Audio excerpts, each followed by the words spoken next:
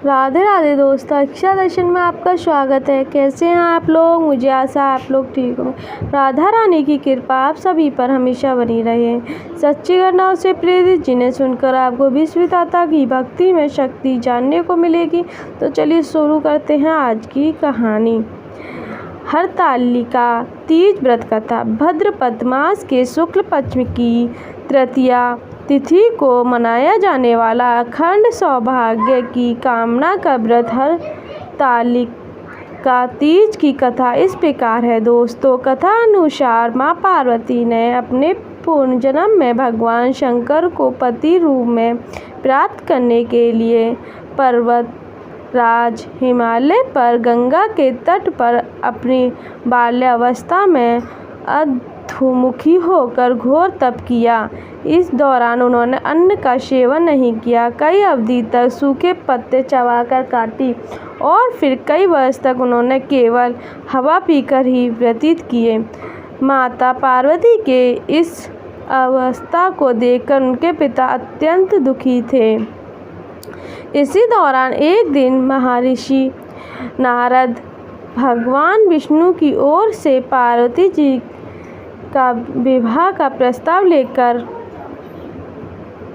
उनके माँ पार्वती जी के पिता के पास पहुँचे, जिसे उन्होंने हंसते हुए स्वीकार कर लिया।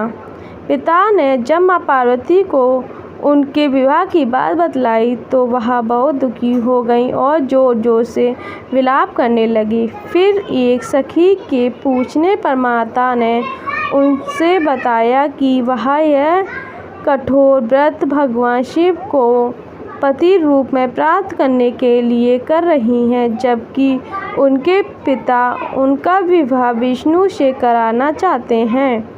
तब सहेली की सलाह पर माता पार्वती घने वन में चली गईं और वहां एक गुफा में जाकर भगवान शिव की आराधना में लीन हो गईं।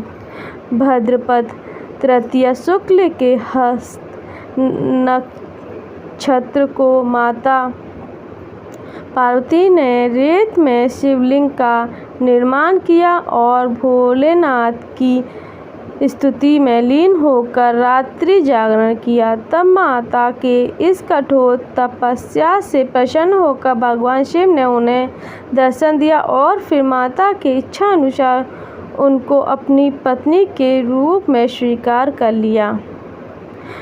दोस्तों, मान्यता है कि इस दिन जो महिलाएं विधि विधान पूर्वक और पूर्ण निष्ठा से इस व्रत को करती हैं, वह अपने मन के अनुरूप पति को प्राप्त करती हैं।